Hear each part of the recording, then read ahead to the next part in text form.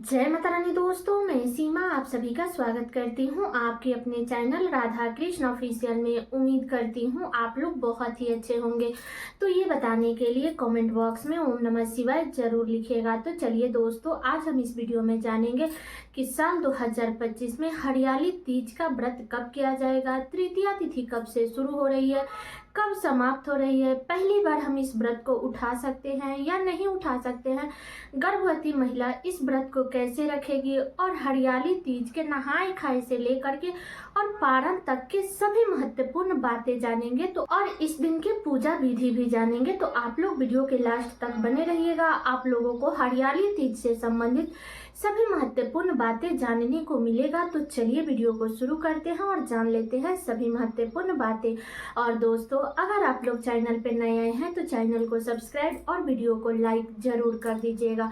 तो सबसे पहले बता दूं दोस्तों कि तीज का जो व्रत है वो हर सुहागिन महिला अपने अखंड सुहाग के लिए, अपने पति के लंबे आयु के लिए तीज का व्रत रखती है। बता दूं कि तीज का व्रत दोनों महीने में लगातार आता है, सावन में भी आता है और भादों में भी आता है। तो इसी में बहुत सारे लोग हैं जो कंफ्यूज हो जाते हैं कि हरियाली तीज क्या होती है, हरितालिका तीज क्या होती है, क्योंकि बहुत सारे घरों में हरियाली तीज चलती है लेकिन हरितालिका तीज नहीं चलती है। लेकिन बहुत सारे घरों में हरितालिका तीज चलता है, हरियाली तीज नहीं चलता है। बहुत सारे लोग हरियाली तीज नहीं करते हैं। तो देख लीजिएगा आपके यहाँ कौन सा तीज किया जाता है। तो सबसे पहले बता दूं दोस्तों कि सावन महीने में जो तीज का व्रत किया जाता है उसे हरियाली तीज कहते हैं, और जो भादो महीने के तृतीया तिथि के दिन जो तीज का व्रत रखा जाता है उसे हरितालिका तीज कहते हैं। तो आपके यहाँ कौन सा तीज का व्रत चलता है आप लोग कमेंट करके जरूर बताइएगा। हमारे यहाँ तो हरितालिका तीज का व्रत किया जाता है। बहुत सारे लोग हरितालिका तीज का ही व्रत करते हैं जो कि भादो महीने के तृतीया तिथि के दिन पड़ता है। ठीक है, तो बहुत सारे लोग हैं जो दोनों तीज का व्रत करते हैं, सावन में का भी करते हैं और भादों में का भी करते हैं।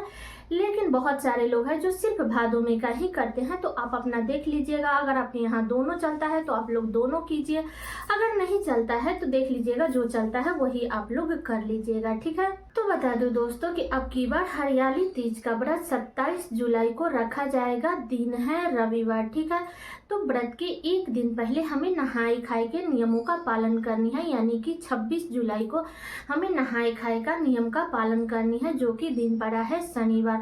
तो इस दिन आप लोग बाल धो करके स्नान कर लीजिएगा और शुद्ध सात्विक भोजन कीजिएगा। बता दो दोस्तों कि बहुत सारे लोग बोलेंगे कि हम लोग शनिवार के दिन बाल नहीं धोते हैं। तो अगर हो सके तो आप लोग शुक्रवार के दिन ही बाल धो लीजिए, नहीं तो आप लोग शनिवार के दिन भी धो सकते हैं सूर्योदय से पहले। ऐसे व्रत त्योहार में इतना नहीं देखा जाता है।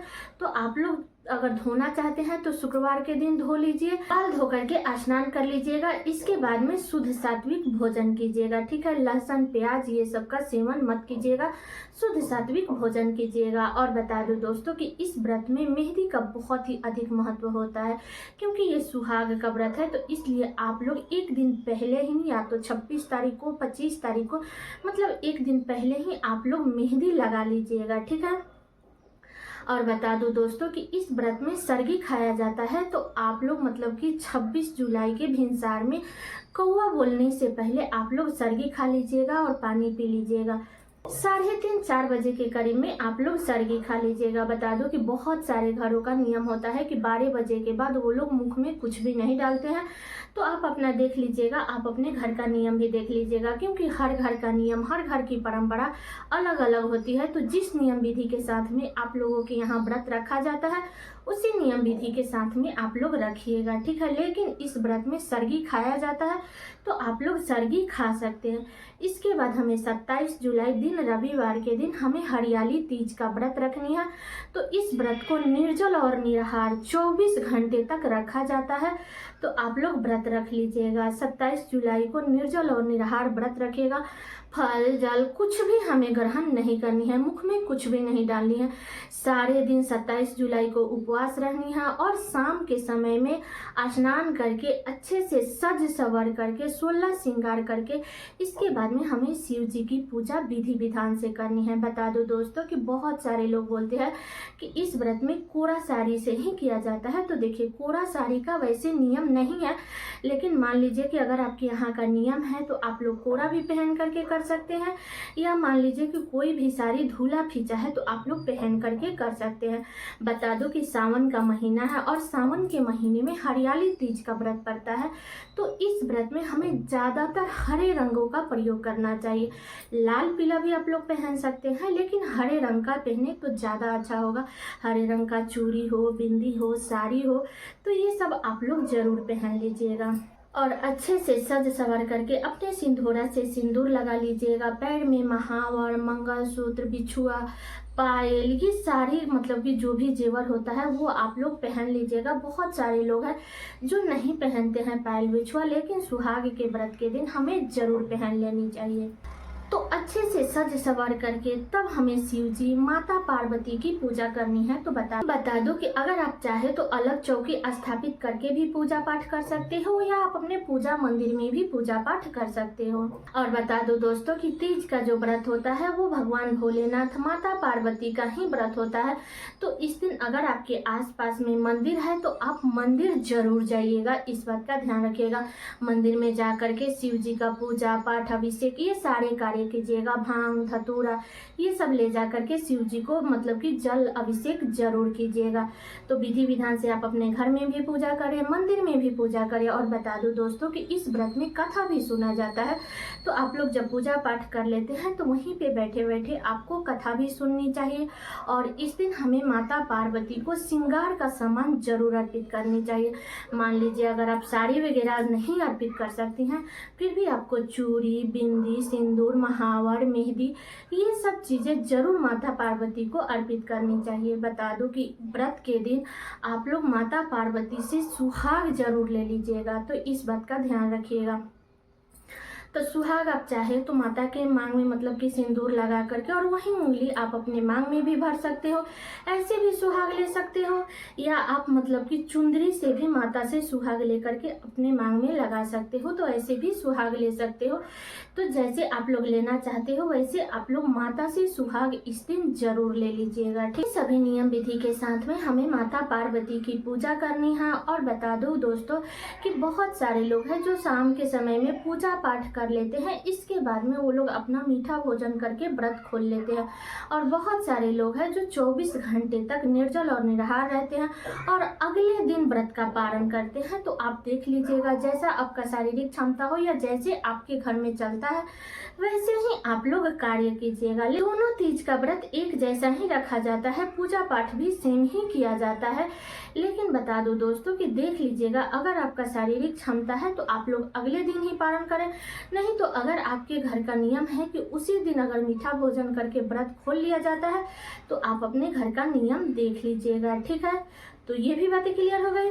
और दोस्तों आप लोगों से एक छोटा सा रिक्वेस्ट है, अगर आप लोग चैनल पे नए आए हैं तो चैनल को सब्सक्राइब और वीडियो को लाइक जरूर कर दीजिएगा। अब चलिए जान लेते हैं कि जो लोग भी पहली बार व्रत उठाना चाहते हैं तो क्या वो उठा सकते हैं। तो जी बिल्कुल उठा सकते हैं। जिनके भी घर में मतलब कि तीज का व्रत चलता है, चाहे वो हरियाली तीज हो, हरितालिका तीज हो, जो भी व्रत चलता है उसे उठा लेनी चाहिए। क्योंकि देखिए, अगर हम ऐसे सोचते रहेंगे ना कि अगर हम ऐसे सोचते रहेंगे ना कि अब की बार नहीं उठाएंगे अगली बार उठाएंगे, तो देखिए कोई ना कोई दुविधा पड़ जाती है, कभी दोमास पड़ जाता है या कोई ना कोई मतलब अड़चन आ जाती है जिसके कारण हम नहीं उठा पाते हैं।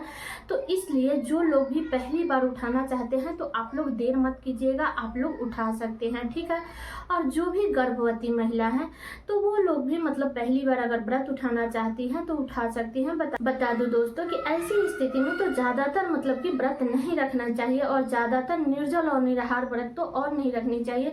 बाकी आप अपना शारीरिक क्षमता देख लीजिएगा। बहुत सारे लोग हैं जो रखते भी है, लेकिन आजकल का जो सिचुएशन है वो बहुत ही ख़राब है। थोड़ी देर में किसी की तबीयत सही रहती है और थोड़ी देर में ही ख़राब हो जाती है। तो मान लीजिए अगर आप पहले से करती आ रही हैं तो आप कर सकती हैं, लेकिन अगर मान लीजिए कि अगर आपको पहली बार उठाना है और आप गर्भवती है तो कोशिश कीजिएगा कि मतलब कि ना उठाएं। बाकी आप अपना नियम देख लीजिएगा, घर फैमिली से पूछ लीजिएगा, आप अपने डॉक्टर से पूछ लीजिएगा, इसके बाद में उठा सकती है। ऐसा नहीं है कि हम गर्भवती हैं तो हम इस व्रत को नहीं उठा सकते हैं, बिल्कुल उठा सकती हैं। अब चलिए जान लेते हैं कि क्या हम पीरियड में इस व्रत को उठा सकते हैं। तो जी बिल्कुल उठा सकते हैं, कोई दिक्कत नहीं है, क्योंकि पीरियड में हम मतलब कि पूजा पाठ नहीं कर सकते हैं, शरीर से तो भूख ही सकते हैं। तो आप लोग शरीर से भूख लीजिएगा। अगर 3 दिन हो गया है, 5 दिन हो गया है तो आप लोग बाल धो करके स्नान कर लीजिएगा। इसके बाद में मतलब कि श्रृंगार कर लीजिएगा। बाकी आप लोग पूजा पाठ मत कीजिएगा, क्योंकि 7 दिन से पहले हमें भगवान भोलेनाथ को नहीं स्पर्श करनी चाहिए। तो आप लोग अलग बैठ करके कथा सुनिए। तो आप लोग अलग बैठ करके आप लोग कथा सुनिए, या मतलब जो लोग भी पूजा पाठ कर रहे हैं आप लोग अलग बैठ करके सारे कार्य देख सकते हैं, ठीक है। लेकिन ऐसा नहीं है कि हम पीरियड में व्रत नहीं उठा सकते हैं, प्रेग्नेंट हैं तो व्रत नहीं उठा सकते हैं। अगर आप उठाना चाहती हैं तो बिल्कुल उठा सकती हैं, ठीक है। तो इन्हीं सभी नियम विधि के साथ में हमें हरियाली तीज का व्रत रखनी है अब की बार साल 2025 में। और बता दो दोस्तों कि देखिए, व्रत के दिन हमें बाल नहीं धोनी चाहिए, क्योंकि सुहाग के व्रत के दिन हमें बाल नहीं धोनी चाहिए। बाकी लोग धो सकते हैं, बाकी जो लोग भी व्रत रखेंगे तो वो लोग बाल नहीं धोएंगे, ठीक है। आप लोग शुक्रवार के दिन धोइए या शनिवार के दिन धोइए, लेकिन आप लोग रविवार के दिन, व्रत के दिन आप लोग बाल मत धोइएगा, इस बात का ध्यान रखिएगा, ठीक है। अब चलिए जान लेते हैं कि तृतीया तिथि कब से शुरू हो रही है और कब समाप्त हो रही है। तो बता दूं कि तृतीया तिथि शुरू होगा 26 जुलाई को, दिन है शनिवार, रात्रि में 10:42 पर तृतीया तिथि शुरू हो जाएगा और तृतीया तिथि समाप्त होगा 27 जुलाई को, दिन है रविवार, रात्रि में 10:41 पर तृतीया तिथि समाप्त हो जाएगा, ठीक है। तो इसलिए उदया तिथि के अनुसार हरियाली तीज का जो व्रत है वो 27 जुलाई दिन रविवार के दिन रखा जाएगा, ठीक है। तो सारी बातें क्लियर हो गई हरियाली तीज से संबंधित। उम्मीद करती हूँ कि आप लोगों के लिए वीडियो बहुत ही उपयोगी होगा।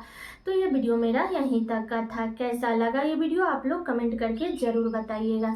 चैनल पे नए आए हैं तो सब्सक्राइब कर दीजिएगा, वीडियो को लाइक कर दीजिएगा और वीडियो को शेयर कर दीजिएगा, ताकि हर किसी को हरियाली तीज से संबंधित सभी महत्वपूर्ण बातें जानने को मिल सके। तो चलिए दोस्तों, मिलती हूँ अगले वीडियो में किसी नए वीडियो के साथ में। तब तक के लिए नमस्कार।